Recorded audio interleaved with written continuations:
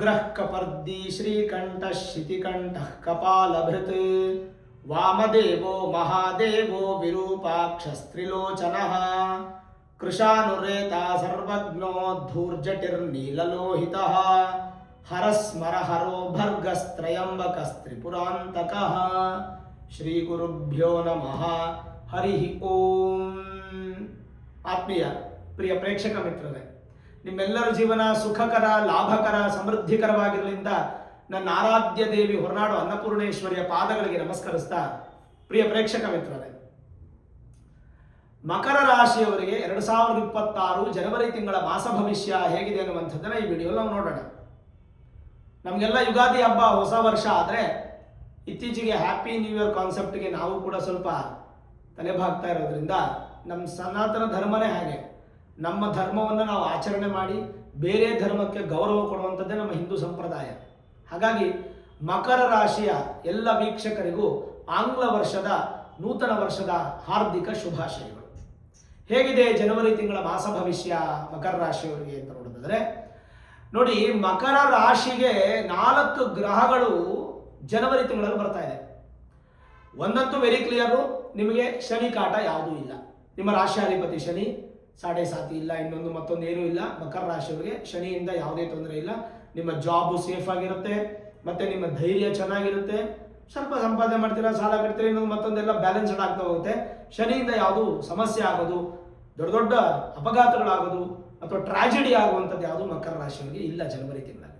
ಇನ್ನು ಗುರುಬಲ ಅನ್ನುವಂಥದ್ದಿಲ್ಲ. ಗುರು ನಿಮಗೆ ತೃತೀಯ ಮತ್ತು ವ್ಯಯಸ್ಥಾನಾಧಿಪತಿ, ಅವರು ಬಂದು ನಿಮ್ಗೆ 6ನೇ ಮನೆಯಲ್ಲಿದ್ದಾರೆ. ಗುರುಬಲ ಇಲ್ಲದೆ ಇರೋದ್ರಿಂದ ನಿಮಗೆ ಹೆಚ್ಚು ಖರ್ಚು ಆಗಲ್ಲ, ಹೆಚ್ಚು ಸಂಪಾದನೆನೂ ಆಗಲ್ಲ, ಧೈರ್ಯನೂ ಕೂಡ ನಿಮಗೆ ಸಮಬಲವಾಗಿರುತ್ತೆ. ಏನು ದೊಡ್ಡ ಪ್ರಮಾಣದ ಅಭಿವೃದ್ಧಿ ಅನ್ನೋಂಥದ್ದು ಮಕರ ರಾಶಿಯವರಿಗೆ ಗುರುವಿಂದ ಸಿಗಲ್ಲ. ಶನಿ ಗುರು ಎರಡೂ ನಿಮಗೆ ಕೆಟ್ಟದ್ದೂ ಇಲ್ಲ, ಒಳ್ಳೆಯದೂ ಇಲ್ಲ, ಬ್ಯಾಲೆನ್ಸ್ಡ್ ಆಗಿದ್ದಾರೆ. ಆದರೆ ನಿಮ್ಮ ರಾಶಿಯಿಂದ ಚತುರ್ಥ ಸ್ಥಾನ ಹಾಗೂ ಲಾಭಸ್ಥಾನದ ಅಧಿಪತಿ ಕುಜ ಬಹಳ ಉತ್ತಮ ಸ್ಥಾನಕ್ಕೆ ಬರ್ತಾರೆ. ಜನವರಿ 15ನೇ ತಾರೀಕಿನವರೆಗೂ 12ನೇ ಮನೆಯಲ್ಲಿ ವ್ಯಯಸ್ಥಾನದಲ್ಲಿದ್ದಂಥ ಕುಜ ನಿಮ್ಮ ರಾಶಿಗೆ ಬಂದು ಉಚ್ಚ ಸ್ಥಾನವಾಗ್ತಾರೆ. ಮಕರ ರಾಶಿಯವರಿಗೆ ಇದೊಂದು ಯೋಗ ಸಮಯ ಅಂತ ಕರಿತೀವಿ ನಾವು. ಯಾಕೆ ಅಂದರೆ ಚತುರ್ಥ ಅಂತಂದರೆ ಸುಖ ಸ್ಥಾನ. ಹೆಚ್ಚು ಸುಖ ಪಡುವಂತಹ ಮಾಸ ಜನವರಿ ತಿಂಗಳು. ಯಾರಿಗೆ? ಮಕರ ರಾಶಿಯವರಿಗೆ. ಜೊತೆಗೆ ತಾಯಿಯ ಆಶೀರ್ವಾದ, ತಾಯಿಯ ಆಸ್ತಿ ಬರುವಂಥದ್ದು, ತಾಯಿ ಹೆಸರು ಮಾಡುವಂತಹ ವ್ಯಾಪಾರದಲ್ಲಿ ಸಕ್ಸಸ್, ವಾಹನ ಖರೀದಿ ಮಾಡುವಂತಹ ಯೋಗ ಎಲ್ಲವೂ ಕೂಡ ಪ್ರಾಪ್ತಿಯಾಗಿ ಲಾಭಸ್ಥಾನದ ಅಧಿಪತಿ ಉಚ್ಚ ಸ್ಥಾನಕ್ಕೆ ಬರೋದ್ರಿಂದ ಲಾಭಗಳನ್ನು ಹೆಚ್ಚು ಪಡಿತೀರಾ. ಕುಜನಿಂದ ಲಾಭಗಳು, ಭೂಮಿಯಿಂದ ಲಾಭ, ಮನೆಯಿಂದ ಲಾಭ. ಮನೆ ಕಟ್ಟಬೇಕಾ ಕಟ್ಟಿ, ರಿಯಲ್ ಎಸ್ಟೇಟ್ ಮಾಡಬೇಕಾ ಸಕ್ಸಸ್ ಆಗುತ್ತೆ, ಕನ್ಸ್ಟ್ರಕ್ಷನ್ ತುಂಬ ಚೆನ್ನಾಗಿರುತ್ತೆ, ಬೋರ್ ಹಾಕ್ಸ್ತೀರಾ ಹಾಕ್ಸಿ, ಮನೆ ತಗೋಬೇಕು, ಸೈಟ್ ತಗೋಬೇಕು, ಏನಾದರೂ ಪರ್ಚೇಸ್ ಮಾಡಬೇಕು ಅಂದರೆ ಈ ಜನವರಿ 15ರ ನಂತರ ತುಂಬ ಚೆನ್ನಾಗಿರುತ್ತೆ. ಕುಜ ತುಂಬ ಚೆನ್ನಾಗಿರ್ತಾರೆ. ಲಾಭಗಳು ಬರುತ್ತೆ, ಬಂದಿದ್ದ ಲಾಭನ ಉಳಿಸ್ಕೊಳ್ಳೋಕೆ ಪ್ರಯತ್ನ ಪಡಬೇಕು ನಾವು, ಅಷ್ಟೇ, ಇನ್ನೇನಿಲ್ಲ. ಯಾಕಂದರೆ ಗುರುಬಲ ಇಲ್ಲದೇ ಇರೋದ್ರಿಂದ ಲಾಭಗಳು ಉಳಿಯೋದು ಕಡಿಮೆ, ಅದನ್ನು ಉಳಿಸ್ಕೊಳ್ಳೋಕೆ ಪ್ರಯತ್ನ ಪಡಬೇಕು ನಾವು.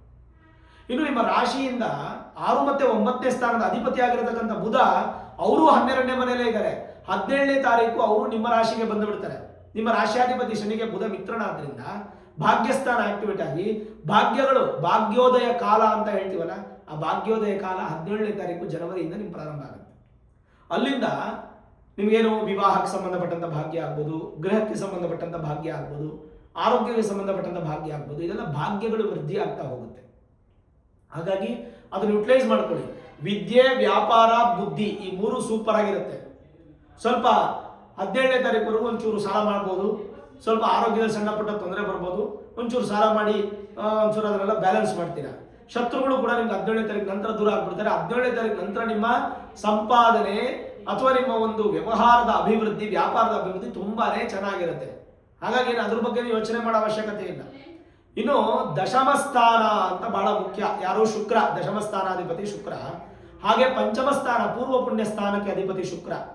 ಈ 5 ಮತ್ತು 10ನೇ ಸ್ಥಾನಾಧಿಪತಿ ಆಗಿರತಕ್ಕಂತಹ ಶುಕ್ರ 12ನೇ ತಾರೀಕಿನವರೆಗೂ ವ್ಯಯಸ್ಥಾನದಲ್ಲಿದ್ದು, ನಷ್ಟದಲ್ಲಿದ್ದು, 12ನೇ ತಾರೀಕಿನಿಂದ ಅಂದರೆ ಜನವರಿ 12ನೇ ತಾರೀಕಿನಿಂದನೇ ನಿಮಗೆ ದಶಮಾಧಿಪತಿನೂ ಆಕ್ಟಿವೇಟ್ ಆಗಿ, ಜೊತೆಗೆ ನಿಮಗೆ ಪೂರ್ವ ಪುಣ್ಯನೂ ಆಕ್ಟಿವೇಟ್ ಆಗಿ, ಯಾರ್ಯಾರು ನೀವು ವ್ಯಾಪಾರದಲ್ಲಿ ದೊಡ್ಡ ದೊಡ್ಡ ಇನ್ವೆಸ್ಟ್ಮೆಂಟ್ ಮಾಡ್ತೀರಾ ಅಂಥವ್ರು ಚೆನ್ನಾಗಿರುತ್ತೆ.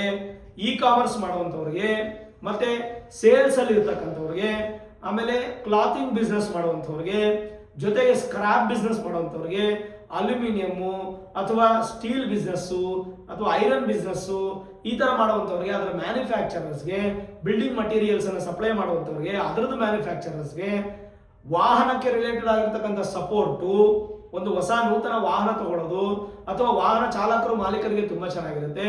ವ್ಯವಸಾಯಕ್ಕಂತೂ ಅತ್ಯಂತ ಸೂಪರ್ ಆದಂತ ಸಮಯ. ಎಲ್ಲವೂ ಕೂಡ ಲಾಭವನ್ನ ಪಡೆಯುವಂತ ಸಮಯ. ಲಾಭ ಏನೋ ಬರುತ್ತೆ, ಆ ಲಾಭನ ಉಳಿಸ್ಕೊಳ್ಳೋದಕ್ಕೆ ದಾರಿ ನೀವು ಹುಡುಕೋಬೇಕಾದ ತುಂಬಾ ಇಂಪಾರ್ಟೆಂಟ್ ಆಗುತ್ತೆ ಮಕರ ರಾಶಿಯವರಿಗೆ. ಇನ್ನು ನೆಗೆಟಿವ್ ಅಂತಂದ್ರೆ ಏನು? ಗುರುಬಲ ಇಲ್ಲದೆ ಇರೋದು ನೆಗೆಟಿವ್ ಅಲ್ಲ. ಗುರುಬಲ ಇಲ್ಲ ಅಷ್ಟೇ, ಗುರುವಿಂದ ಕೆಟ್ಟದ್ದೇನಿಲ್ವಲ್ಲ. ಶನಿಯಿಂದ ನೆಗೆಟಿವ್ ಇಲ್ಲ, ಯಾಕಂದ್ರೆ ನಿಮ್ಗೆ ಸಾಡೆ ಸಾತಿ ಇಲ್ಲ. ನೆಗೆಟಿವ್ ಆಗಿಂದಂದ್ರೆ ನಿಮಗೆ 8ನೇ ಮನೆ ಸ್ಥಾನಾಧಿಪತಿ ಆದಂಥ ಸೂರ್ಯನಿಂದ ನೆಗೆಟಿವ್.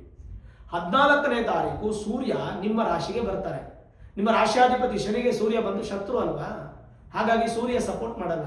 ಸೂರ್ಯ ಅಂದ್ರೆ ಏನು? ಒಂದು ತಂದೆ, ಇನ್ನೊಂದು ಅಧಿಕಾರ, ಇನ್ನೊಂದು ಆರೋಗ್ಯ. ಈ ಮೂರರಲ್ಲೂ ಒಂದು ಸ್ವಲ್ಪ ವ್ಯತ್ಯಾಸ ಆಗುತ್ತೆ, ಬದಲಾವಣೆಗಳು ಬರುತ್ತೆ ನಿಮಗೆ. ಹಾಗಾಗಿ ಸಾಧ್ಯವಾದಷ್ಟು ಆರೋಗ್ಯದ ಕಡೆ ಹೆಚ್ಚು ಗಮನ ಕೊಡಿ. ಆರೋಗ್ಯದಲ್ಲಿ ತೊಂದರೆಗಳಾಗ್ಬೋದು, ಶರೀರ ಬಲಹೀನವಾಗ್ಬೋದು. ಚೆನ್ನಾಗಿ ಎಕ್ಸರ್ಸೈಸ್, ವಾಕಿಂಗ್, ಯೋಗ ಎಲ್ಲ ಮಾಡಿ ಶರೀರನ ಬಲ ಇಟ್ಕೊಳ್ಳಿ. ಅದೃಷ್ಟ ಕಡಿಮೆ ಇರ್ಬೋದು, ಲಾಭ ಬರುತ್ತೆ. ಅದನ್ನೇ ನಾನು ನಿಮ್ಗೆ ಹೇಳಿದ್ದು, ಲಾಭಗಳು ಬರುತ್ತೆ. ದುಡ್ಡು ಲಕ್ಷ ಸಂಪಾದನೆ ಮಾಡ್ತೀರಾ, ಆ ಲಕ್ಷನ ಉಳಿಸೋಕ್ಕಾಗಲ್ಲ, ಅದೃಷ್ಟ ಕಡಿಮೆ. ಏನಾದರೂ ಒಂದು ಖರ್ಚು, ಯಾರಾದ್ರೂ ಹಾಸ್ಪಿಟ್ಲಿಗೆ ಸೇರಿಸ್ ಮನೆಯಲ್ಲಿ ಒಂದು 20,000 ಖರ್ಚು ಮಾಡು, ಏನೋ ಒಂದು ಇದು ಖರ್ಚು ಬರುತ್ತೆ. ಹೀಗೆ ಒಂದು ಮೊಬೈಲ್ ಹೊಡೆದೋಗುತ್ತೆ, ಒಂದು ಮೊಬೈಲ್ ತಗೊಳ್ಬೇಕು, ಏನಾದರೂ ಒಂದು ಖರ್ಚುಗಳು ಬಂದು ಆ ಲಾಭ ಅದಕ್ಕೆ ಹೋಗೋ ಸಾಧ್ಯತೆ ಇರುತ್ತೆ. ಸ್ವಲ್ಪ ಆದಷ್ಟು ಲಾಭಗಳನ್ನು ಉಳಿತಾಯ ಮಾಡೋದಕ್ಕೆ ಪ್ರಯತ್ನ ಪಡಿ. ಆರೋಗ್ಯದಲ್ಲಿ ಹೆಚ್ಚು ಗಮನ ಕೊಡಿ. ಸೂರ್ಯನ ದರ್ಶನ, ಸೂರ್ಯನ ಆರಾಧನೆ, ಸೂರ್ಯ ಸ್ತೋತ್ರ ಪಠನೆ ಇದು ಬಹಳನೇ ಮುಖ್ಯ ನಿಮಗೆ. ಈ ತಿಂಗಳು ಸೂರ್ಯನ ಆರಾಧನೆ ಮಕರ ರಾಶಿಯವರಿಗೆ ಕಂಪಲ್ಸರಿ ಬೇಕು. ಯಾಕಂದ್ರೆ ಸೂರ್ಯ ಚೆನ್ನಾಗಿಲ್ಲ, ಅವರು 14ನೇ ತಾರೀಕಿಂದನೇ ಚೆನ್ನಾಗಿರಲ್ಲ. ಜನರಲೈಸ್ ಆಗಿ ಕೆಲವೊಂದು ವಿಚಾರಗಳಿದೆ, ಹೇಳ್ತೀನಿ. ಅದಕ್ಕೂ ಮುನ್ನ ಒಂದು 4 ಶುಭ ವಿಚಾರಗಳಿದೆ ಈ ಒಂದು ತಿಂಗಳಲ್ಲಿ, ಜನವರಿ ತಿಂಗಳಲ್ಲಿ. 14ನೇ ತಾರೀಕು ಮಕರ ಸಂಕ್ರಾಂತಿ. ಹಾಗಾಗಿ ಮಕರ ರಾಶಿಯವರಿಗೆ ಎಲ್ಲ ವೀಕ್ಷಕರಿಗೂ ಮಕರ ಸಂಕ್ರಾಂತಿ ಹಬ್ಬದ ಹಾರ್ದಿಕ ಶುಭಾಶಯಗಳು. ಅವತ್ತೇ ಧನುರ್ಮಾಸ ಪೂಜಾ ಸಮಾಪ್ತಿ ಆಗುತ್ತೆ. ಅವತ್ತಿನ ದಿನನೇ ಭೋಗಿ ಹಬ್ಬ 14ನೇ ತಾರೀಕು. ಇನ್ನು 15ನೇ ತಾರೀಕು ಉತ್ತರಾಯಣ ಪುಣ್ಯಕಾಲ ಶುರುವಾಗುತ್ತೆ. ಶುಭ ಕಾರ್ಯಗಳು ಹೆಚ್ಚು ಮಾಡುವಂಥ ಮಾಸ. ನಿಮ್ಮ ಮನೆಯಲ್ಲೂ ಕೂಡ ಶುಭ ಕಾರ್ಯಗಳಾಗಲಿ ಅಂತ ನಾನು ಪ್ರಾರ್ಥನೆ ಮಾಡ್ತೀನಿ. ಹೆಚ್ಚು ಪ್ರಯತ್ನ ಪಡಿ. ವಿವಾಹ, ಗೃಹ ಪ್ರವೇಶ ಇತ್ಯಾದಿಗಳಿಗೆ ತುಂಬ ಅನುಕೂಲ ಆಗುತ್ತೆ ಉತ್ತರಾಯಣ ಪುಣ್ಯಕಾಲದಲ್ಲಿ ಮಾಡಿದ್ರೆ. ಇನ್ನು 24ನೇ ತಾರೀಕು ಕುಮಾರ ಷಷ್ಠಿ, ಅವತ್ತು ಸುಬ್ರಹ್ಮಣ್ಯನ ಆರಾಧನೆ. ಇನ್ನು 25 ರಥಸಪ್ತಮಿ, ಅವತ್ತು ರಥ ದರ್ಶನ ಮಾಡಬೇಕು. ಜೊತೆಗೆ ನೀವು ವಿಶೇಷವಾಗಿ ಎಕ್ಕದ ಎಲೆಯನ್ನು ದೇಹದ ಮೇಲೆ ಇಟ್ಕೊಂಡು ಸ್ನಾನ ಮಾಡಬೇಕು ಆರೋಗ್ಯಕ್ಕೋಸ್ಕರ. ಈ ತಿಂಗಳು ಆರೋಗ್ಯದಲ್ಲಿ ಸ್ವಲ್ಪ ಎಚ್ಚರವಾಗಿರಬೇಕು. ಯಾವ್ಯಾವುದರಲ್ಲಿ? ದೇಹದ ಶಕ್ತಿಯಲ್ಲಿ, ನರಗಳಲ್ಲಿ, ಮೂಳೆಗಳಲ್ಲಿ ಸಂಬಂಧಪಟ್ಟಂತ ರೋಗಗಳು ಉಲ್ಬಣವಾಗುತ್ತೆ. ವಿಶ್ರಾಂತಿ ಅಗತ್ಯ. ದೈಹಿಕ ಕೆಲಸ ಸ್ವಲ್ಪ ಮಟ್ಟಿಗೆ ದೂರವಿರಿ. ಎಕ್ಸರ್ಸೈಸ್, ಯೋಗ ಮಾಡಿ, ವಾಕಿಂಗ್ ಮಾಡಿ. ಅದು ಬಿಟ್ಟು ಶ್ರಮ ಜಾಸ್ತಿ ಆಗುವಂಥ ಕೆಲಸ ಮಾಡಕ್ಕೆ ಹೋಗ್ಬಿಡಿ. ಆಯುಧಗಳಿಂದ ಸ್ವಲ್ಪ ತೊಂದರೆಗಳಾಗುವಂಥ ಸಾಧ್ಯತೆಗಳು, ಆಯ್ತಾ? ಆಯುಧದ ಕೆಲಸ ಯಾವುದು ಮಾಡದೇ ಇರೋದು ಬಹಳ ಉತ್ತಮ. ಆದರೆ ನಿಮ್ಮ ಕನಸುಗಳು ನನಸಾಗುವಂತಹ ಸಾಧ್ಯತೆ ಕಾರಣ ಕುಜ ಉಚ್ಚಸ್ಥಾನ. ಮೃಷ್ಟಾನ್ನ ಭೋಜನ ಕಾರಣ ಶುಕ್ರ ಚೆನ್ನಾಗಿದೆ. ವಿದೇಶಿ ಪ್ರಯಾಣ ಸಾಧ್ಯತೆಗಳು, ಅಧಿಕ ತಿರುಗಾಟ ಇರುತ್ತೆ. ಇದೆಲ್ಲ ಶುಕ್ರನಿಂದ ಸಿಗುವಂಥದ್ದು. ಕುಟುಂಬ ಸಮೇತರಾಗಿ ಬಹಳ ಆನಂದವನ್ನು ಪಡಿತೀರಾ. ಕೆಲಸಗಳ ಕಾರ್ಯಗಳಲ್ಲಿ ಬಹಳ ಜಯಪ್ರಾಪ್ತಿ ಆಗುತ್ತೆ. ಸತಿಪತಿಯರ ಮಧ್ಯೆ ಇರತಕ್ಕಂಥ ವಿರಸಗಳು ದೂರವಾಗಿ ದಾಂಪತ್ಯದಲ್ಲಿ ಖುಷಿಯ ಜೀವನ. ಸಂತಾನ ಅಪೇಕ್ಷಿತ ದಂಪತಿಗಳಿಗೆ ಶುಭ ಫಲ. ನಿರ್ಧಾರ ತಗೊಳ್ಳೋದಕ್ಕೆ ಮೊದಲು ಒಂದು ಒಳ್ಳೆ ಅಸ್ಟ್ರಾಲಜರ್ನ ಮೀಟ್ ಮಾಡಿ, ಇಲ್ಲಾಂದ್ರೆ ಒಳ್ಳೆ ಅನುಭವಸ್ಥರನ್ನ ಮೀಟ್ ಮಾಡಿ ಡಿಸಿಷನ್ಸ್ ತಗೊಳ್ಳಿ. ಹಿರಿಯರನ್ನ ಮೀಟ್ ಮಾಡಿ ಡಿಸಿಷನ್ಸ್ ತಗೊಳ್ಳಿ. ಮತ್ತೆ ಸಲಹೆಗಳನ್ನು ಬಹಳ ಇಂಪಾರ್ಟೆಂಟ್ ತಗೊಳ್ಬೇಕು. ವೃಥ ತಿರುಗಾಟ ಮಾಡಬೇಡಿ, ವೇಸ್ಟ್ ಖರ್ಚು ಮಾಡಬೇಡಿ. ಬೆಲೆ ಬಾಳುವ ವಸ್ತುಗಳನ್ನು ಕಳ್ಕೊಳ್ಳುವಂಥ ಸಾಧ್ಯತೆ. ಹುಷಾರಾಗಿ, ಕಾರಣ ಸೂರ್ಯ ಚೆನ್ನಾಗಿಲ್ಲ. ಇನ್ನು ನೆಮ್ಮದಿಯ ವಾತಾವರಣ ಸಿಗುತ್ತೆ. ಆರೋಗ್ಯ ಅಭಿವೃದ್ಧಿ, ದಾನ ಧರ್ಮದ ಕಡೆಗೆ ಹೆಚ್ಚಿನ ಮನಸ್ಸು ನಿಮ್ಮದಾಗುತ್ತೆ. ಕೆಲವೊಂದು ನಿಮ್ಮನ್ನ ದುರುಪಯೋಗ ಪಡಿಸ್ಕೋತಾರೆ. ಹಾಗಾಗಿ ಯಾರನ್ನೂ ನಂಬಕ್ಕೆ ಹೋಗ್ಬೇಡಿ. ಎಲ್ಲದರಲ್ಲೂ ಕೂಡ ಒಂದು ಸ್ವಲ್ಪ ಯೋಚನೆ ಮಾಡಿ ನಿರ್ಧಾರ ತಗೊಳ್ಳಿ. ಅದೊಂದು ತುಂಬಾ ಇಂಪಾರ್ಟೆಂಟ್.